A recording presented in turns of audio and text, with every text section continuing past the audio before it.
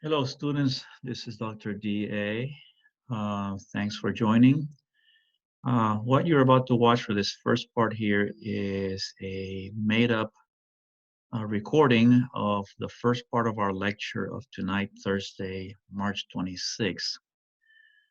Those of you who were joining live experienced an incident where we were hacked by a group of trolls who started interrupting our meeting with profanities and all kinds of very inappropriate remarks and stuff. So we had to stop the meeting and restart it.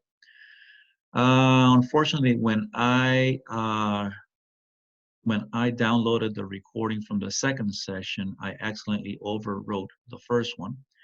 And so this is kind of like a makeup of that first part of the lecture. So those of you who were not there live and are watching just a recording, what you're going to miss is, of course, our philosophy appetizer, some opening remarks that I made, and then of course the whole episode, the portion of the episode that got recorded. So, well, for good or for bad, I don't have that anymore. So I'm gonna go ahead and start this as if nothing happened, and you'll be able to enjoy the whole lecture here. So the first thing I want to do is, again, like I said, there were some other things that I covered throughout that first part of the meeting that I probably cannot reconstruct. So I do want to share this with you, and it is that we have a schedule that I posted today on Canvas for you guys to see. All right. So please be mindful that this is available. Uh, what I've done here is I've placed all of the dates over the next week or so up until spring break and what activities we're going to have. So, for example, tonight we're going to have a lecture. We're going to talk about the mixtures of acids. We're going to talk about weak-base solutions, and we're going to talk about polyprotic acids. And this is all found in these sections of the Top Hat book. Please don't forget that you are scheduled to have a quiz that will be due by tomorrow at midnight. And this is on Canvas. It's all multiple choice. And also you need to submit your lab report for experiments P13 and P14. I explained that in our previous session, and that is also on Canvas. The plan right now is we will meet next week for lecture on Tuesday. We're going to finish chapter 15 of Top Hat, and we're going to talk about acid structure and strength. We're going to talk about the pH properties of salt solutions, and we're going to also briefly introduce a different definition and model for what acids are. It's called Lewis acids. So that'll be our topic for Tuesday. I have already placed in Canvas a couple of assignments for next week. One is a lab report. This is for experiment P15.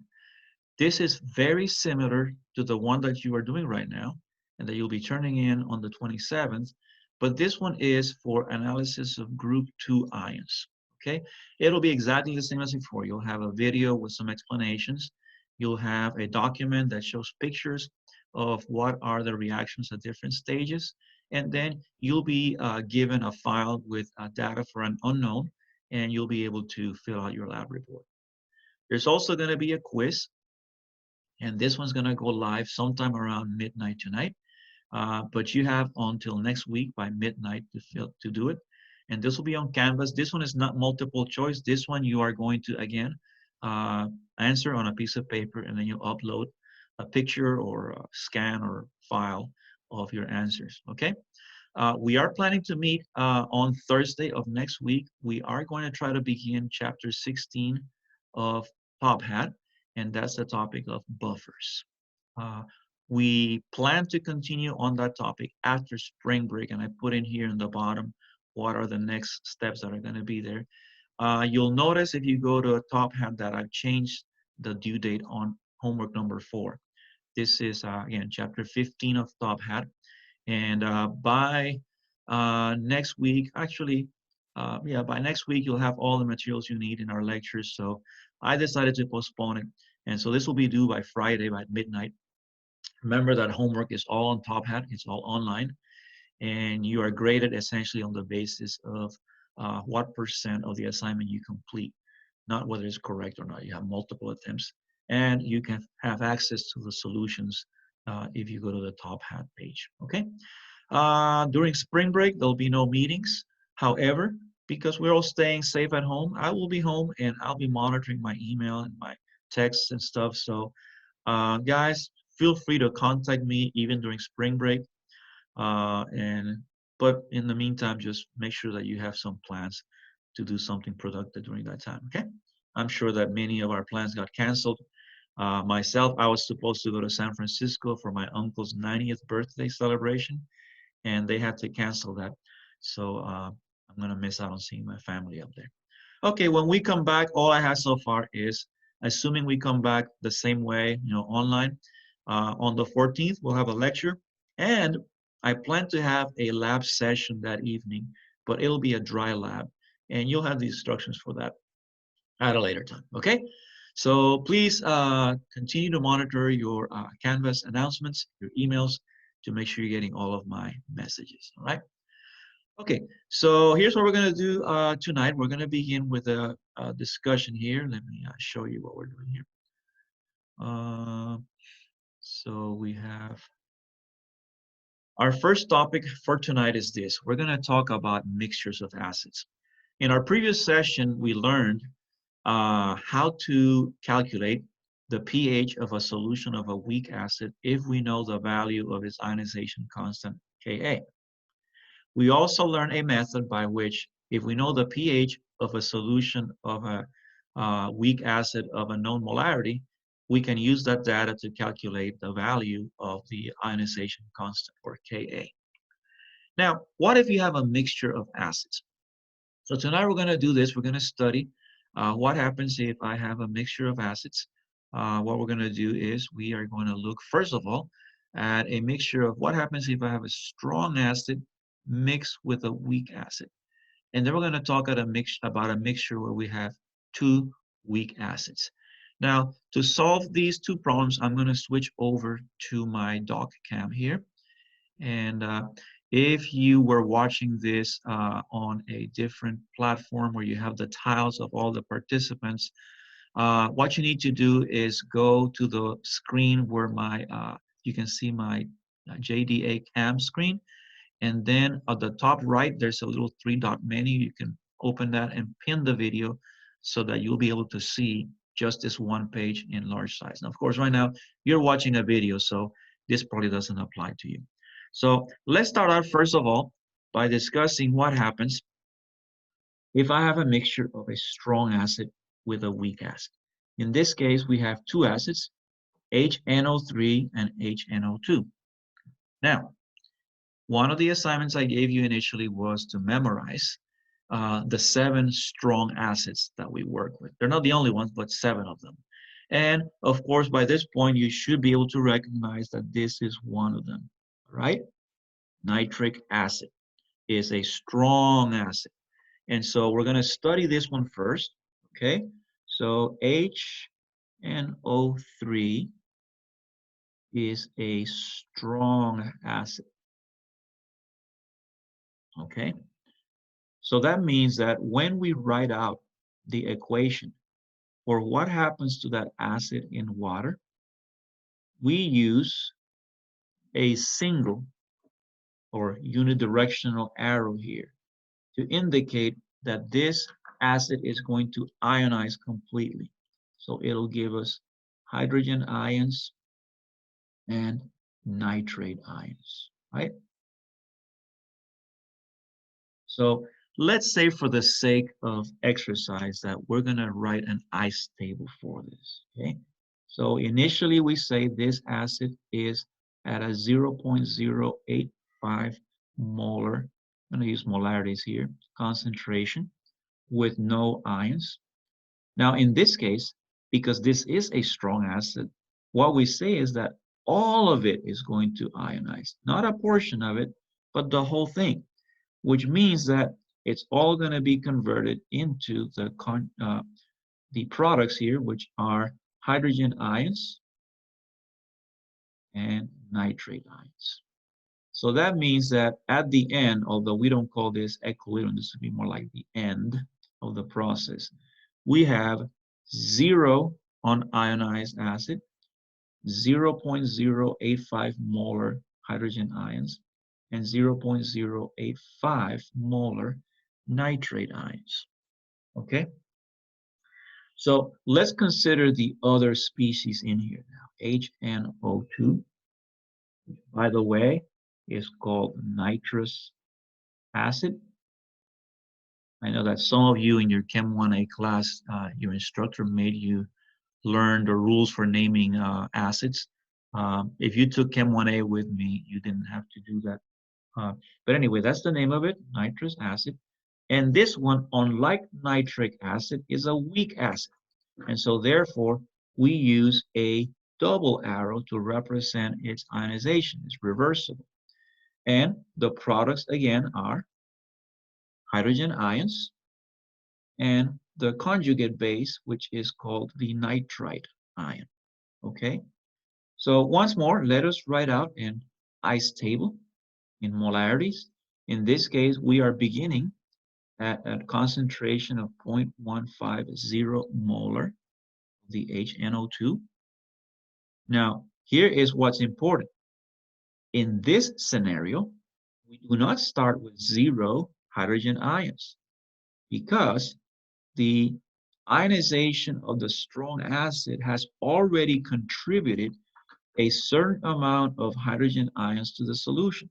So what we write here as our initial condition is actually the molarity of hydrogen ions that was produced by the ionization of the strong acid. Now the nitrite ion, on the other hand, it's 0. There should be anything there.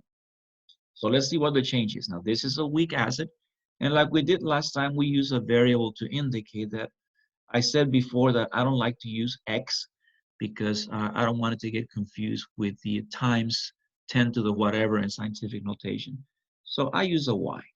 So let's say that that's the change that's happening in the nitrous acid, which is stoichiometrically balanced out by a similar change in the products.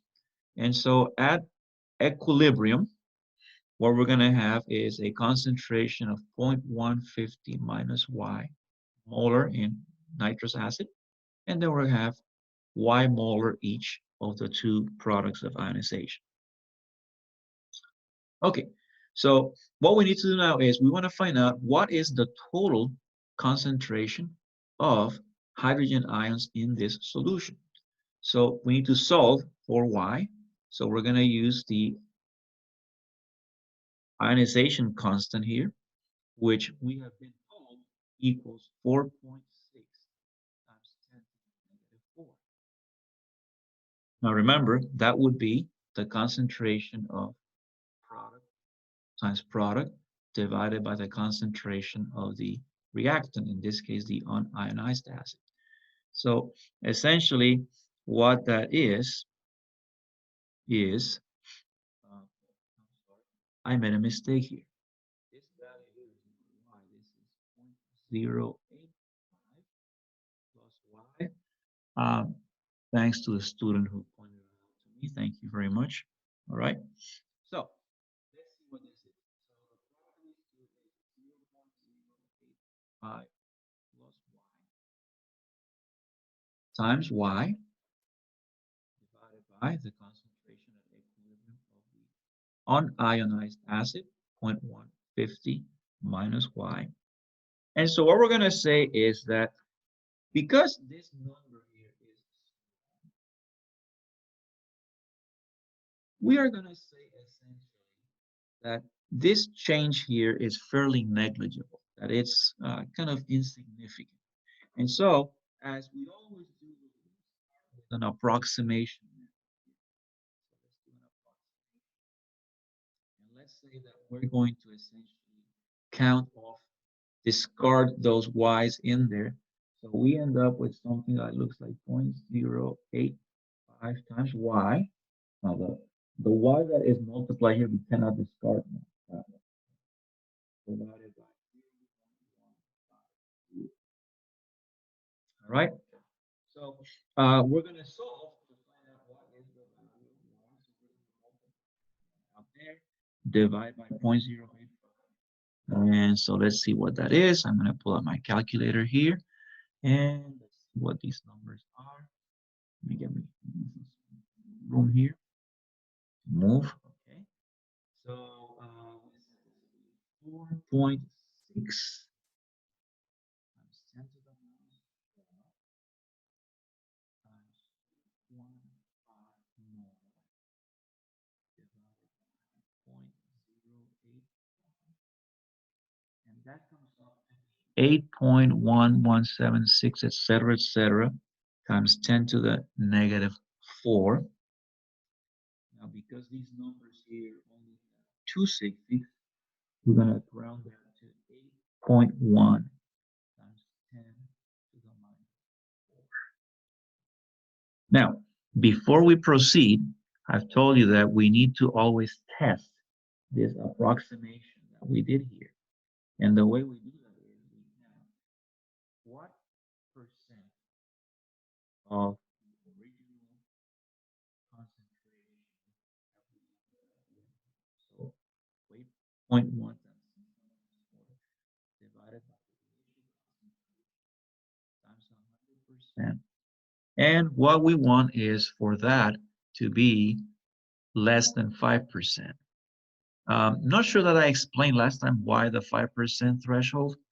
The reason for it is that in the majority of experiments that we do to measure concentrations and molarities, we use what's called a burette.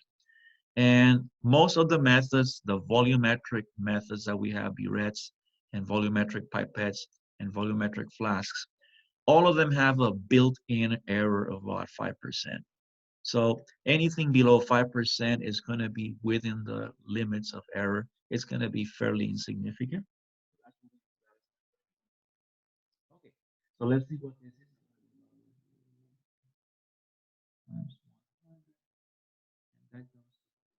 0.5, 0.54%. That is less than 5%, which means that we are okay with our approximation. Okay, let me get this calculator out of the way so you can see where we're going. Let me give you a few moments to go through this, make sure you understood, especially, for example, why did we decide that we could discard those plus y and minus y? It's because this being so small, it's telling me that there's very little product being formed anyway, and therefore any change in that is going to be rather negligible. Okay? So what I want to do now is I want to find out, well, why is actually the change that happened in the concentration. So in order to find the pH, I need to find out what is the concentration of hydrogen ions in my solution. So we said that was over here 0.085 plus y. But again, remember, we are saying, according to our approximation, that change is fairly negligible. So essentially, this number here is going to stay at 0.085 mole. Whatever change the nitrous acid is affecting here is very small compared to the large concentration of hydrogen ions strong acid made. So we can say, therefore, that the pH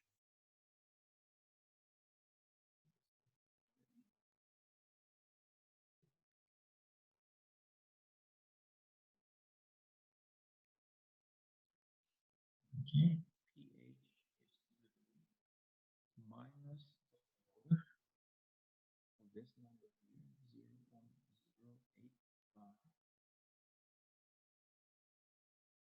Okay, so let's see what that is.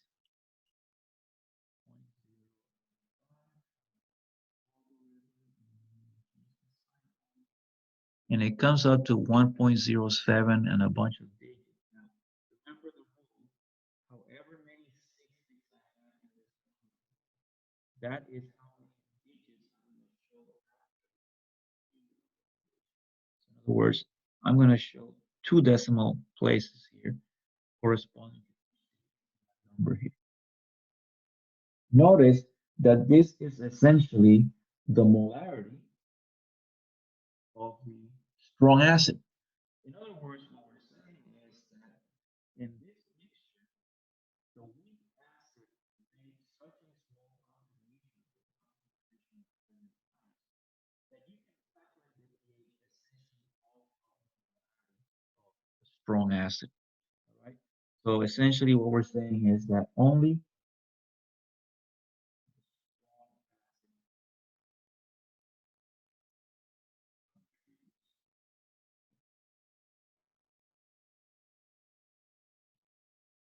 okay. It would be interesting if you want to do this, and of course, this is just totally optional, of course, right?